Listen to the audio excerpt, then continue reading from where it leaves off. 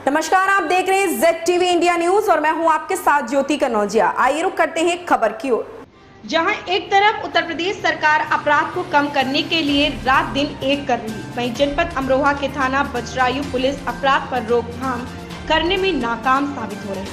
वहीं कस्बा बचरायू के मोहल्ला पीरजाद गान में मोहम्मद साजिद का परिवार रहता है।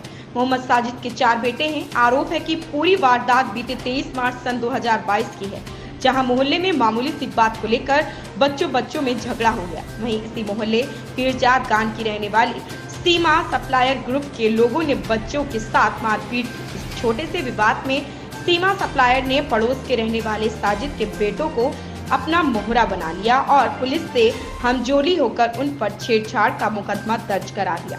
परिजनों का आरोप है कि सीमा एक सप्लायर का काम करती है, जो समाज को गंदा करने में कसर नहीं छोड़ रही, जो आए दिन लोगों पर फर्जी तरीके से मुकदमे लगाकर अवैध उगाही करती है। सीमा थाना बचरायू पुलिस से हमजोली होकर लोगों पर फर्जी तरीके से छेड़छाड़ और बलात्कार का मुकदमा लगाकर मोटी रकम वसूलती है। कहीं ना कहीं सवाल पुलिस की कार्यशैली पर भी खड़ा होता है कि बचरायू पुलिस समाज में अपराध पर लगाम लगाने के लिए बल्कि समाज को गंदा करने में कसर नहीं छोड़ रही।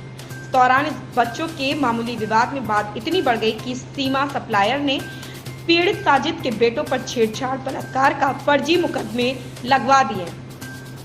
पीड़ित परिजन इंसाफ के लिए दर-दर की ठोकरें खा रहे हैं। हालांकि पीड़ित परिवार ने इंसाफ पाने के लिए समाचार के माध्यम से प्रशासन से अपनी मदद की गुहार लगाई। हालांकि देखते हैं कि प्रशासन अपराध पर लगाम लगाता है या पीड़ित परिजनों को इंसाफ दिलाता है। अमरोहा से रोहित कुमार की खास रिपोर्ट। नाम है साजिद। अच्छा, कहाँ के रहने वाला साजिद? बचराइयों का रहना हूँ, महल्ले पीरजाद गान का। ये है कि जी इन्होंने जो है दो बच्चों में रगड़ा हो गया था और 2 बच्चों को लेते हुए इन्होंने जो है पूरे ग्रुप ने पहले तो लगाई, कहा पुलिस वालों ने, सनित ने और शौकीन ने, ये 4-5 लोग हैं, इनसे मिले हुए। इन्होंने कहा कि तुम्हारे नाम की FIR हो गई है, इसमें फैसला कर लो।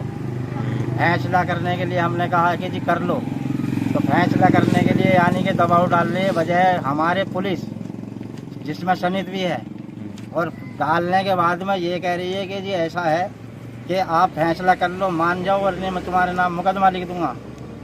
झूठा मुकदमा लगाने के बाद में इन्होंने सोने की चैन और ये दुनिया भर की जो सनित ने मुझे एप्लीकेशन दिखलाई थी, मैंने कहा कि थाना नहीं लिख सकता लूट की, इसलिए मैंने जब प्रार्थना पत्र दिया तो प्रार्थना पत्र देने पर आरोप हुआ मुझ पर कि अगर तूने अब भी कार्रवाई कर रहा है, तेरी समझ में नहीं आई, तो 6 पुलिस वाले पहुँच गए, जिस माजिद को उठाए के लाए, जिसमें सनित, शौकीन और ये जो है नरेश और 4-5 आदमी है अज्ञात में, जिन्हें मैं नहीं जानता। उठाने के बाद में मेरी बच्ची भी जो है बीमार हो गई, वो डर गई इतना, वो एकदम छह गई, जबकि मैंने 3-4 नंबर मैंने घर के दे रखे थे, अगर कोई भी बात है तो मुझे बुला लेना, लेकिन उसके बाद भी नहीं बुलाया इन्होंने मुझे। और अंदर मेरी बहू लेटी हुई है, बिना पर्दे के एकदम घुस गए, मतलब इतना बुरा काम करा इन्होंने। सबसे गलत काम ये हुआ है मेरे साथ। ये मेरे बच्चे हैं, इन बच्चों मतलब मैं कह रहा हूँ कि आप तो मुझे इतला दे देना, मैं थाने आ जाऊँ, जहाँ तुम कहोगे आधी रात भी आ जाऊँगा। इसके बाद भी ये रुपया खाते हैं और मुझ पे जो है इल्ज़ाम लगाते हैं झूठा। अच्छा, 5 लाख रुपए, जिसमें ऐसा इन्हें लिखे हैं 5 लाख रुपए अपनी मर्जी से, कि 5 लाख रुपए लिख रही है, मतलब गजरोला CO ने अपनी मर्जी से बयान लेके उसने हमें धीमी से बुलाया, अपनी मर्जी से बयान लिखे और उसमें 5 लाख रुपए दिखाए, पुरानी रंजित दिखलाई। तो ये सारा स्टाफ मिला हुआ था उस वक्त। फिर शासन से मैं यही चाहता हूँ इंसाफ, इन्हें जेल भेजा जाए, जितनी मेरी बेइज्जती करी है इन्हें भी जेल भेजा जाए।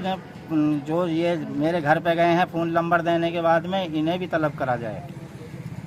कहाँ की रहने वाली हो?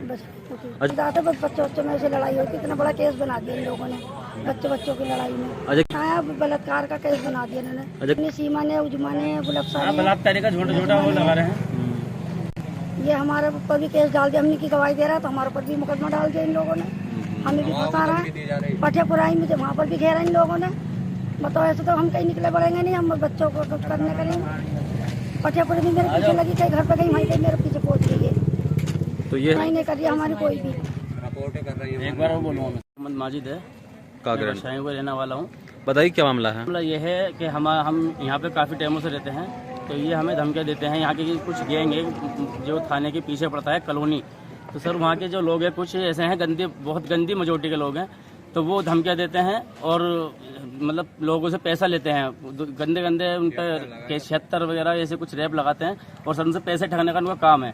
जिसमें कि मेरा भाई अभी एक शागिर नाम का है जिसे गलत झूठे उसमें वारंट में पुलिस उठा के लाई थी, जिसमें कि मतलब वारंट नहीं आया कोर्ट से, कुछ नहीं आया कोर्ट से, ठीक है। मेरे भाई को जेल भेज दिया गया और जिसमें कि मैंने उनसे पूछा कि सर ऐसे ऐसे बताइए क्यों लेके जा रहे हैं मेरे भाई को, तो उन्होंने ये कहा हमसे कि थाने आ जा, तुझे दब बताएंगे, पहले थाने आ जा। तो हमने सर ये कहा थाने आने की सर मतलब आप तो हमें धमकी दे रहे हैं सर, इतना गंदा कहेंगे कि हमारे जो गवाह हैं सर उनको भी धमकी दी जा रही हैं और प्लस अभी के लगभग कोई सर 1 महीना हो चुका है, मेरे सारे घर जो हमारे वो हैं क्या नाम है परिवार जो हमारे गवाह हैं उनको धमकियां दी गई घर पे, उनके घर पे लाठी डंडे लेके गए काफी लोग और उनको मारने की कोशिश की गई, उनका गेट तोड़ दिया गया सर। उनको बहुत पुलिस वाले सर उनका सारा साथ दे रहे हैं सर। पिछले अरुण कुमार थे पिछली बार, आपके सर अनवर जी हैं, अमर जी हैं आपका आए हुए, उन्हें कुछ पता नहीं है अभी, अब हमने उनसे बताया गया है, अब देखिए सर वो हमारे लिए क्या करते हैं। मोहम्मद शागिर नाम है मेरा। अच्छा कहाँ जी सर दोबारा सर क्या यहाँ पर एक गैंग है सीमा नाम की, वो बहुत गंदी औरत है और उज़मा है, मतलब कई सारी औरतें मतलब इनकी गैंग की हैं सर।